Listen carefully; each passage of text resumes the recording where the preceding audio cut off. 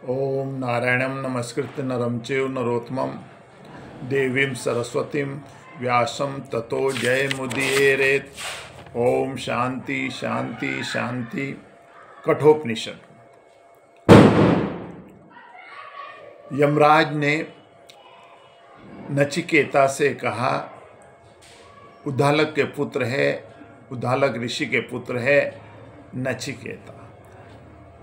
नचिकेता से कहा यमराज ने कि हे नचिकेता, जो मनुष्य बुरे आचरणों से घृणा करके उनका त्याग नहीं कर देता, जिसका मन परमात्मा को छोड़ दिन रात संसार के भोगों में भटकता रहता है, परमात्मा पर विश्वास न होने के कारण जो सदा अशांत रहता है, जिसका मन बुद्धि और इंद्रियां वश में की हुई नहीं है, ऐसा मनुष्य सूक्ष्म बुद्धि द्वारा आत्मविचार करते रहने पर भी परमात्मा को नहीं पा सकता।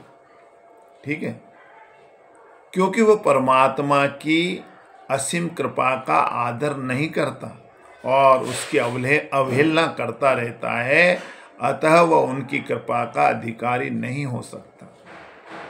हे नचिकेता, इस जगत में एकमात्र पूर्ण ब्रह्म परमात्मा ही परिपूर्ण है। पूर्णमदः पूर्णात् पूर्णमुदच्यते पूर्णस्य पूर्णमादाय पूर्णमेवावशिष्यते। एकमात्र पूर्ण ब्रह्म पूर्ण है,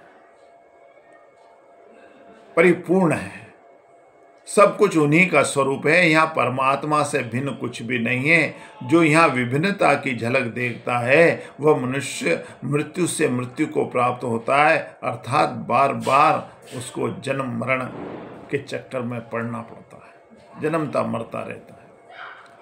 तो यमराज ने कहा, हे नचिकेता, जो मनुष्य परमात्मा को अपने हृदय में स्थित देखता है वह स्वाभाविक ही ये जानता है इसी भांति वे सबके हृदय में स्थित है, इसलिए वह किसी की निंदा व किसी की घृणा क्यों करेगा।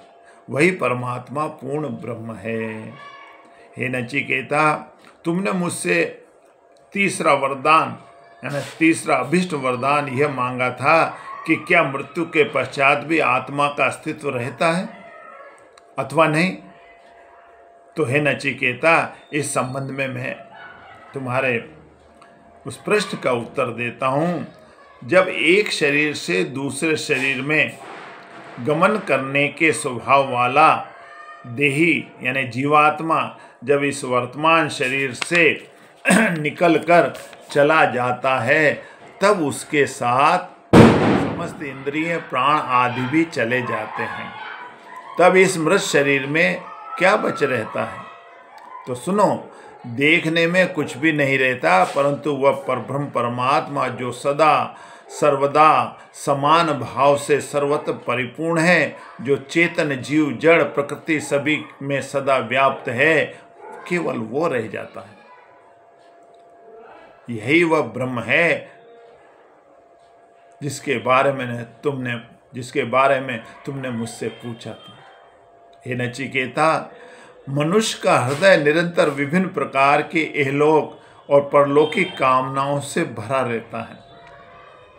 इसी कारण न तो वह कभी यह विचार ही कर पाता है कि परम आनंद स्वरूप परमेश्वर को किस प्रकार प्राप्त किया जाए, और न ही अपनी काम वासनाओं एवं आसक्ति के कारण वह परमात्मा को पाने की अभिलाषा ही करता है।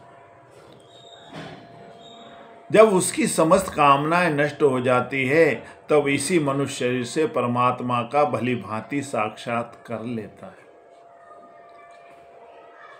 हे नचिकेता, इस शरीर का अंत होने से पूर्व ही यदि व्यक्ति ब्रह्म का ज्ञान प्राप्त कर ले, तो जीव बंधन से वो सदा सदा के लिए छूट जाता है।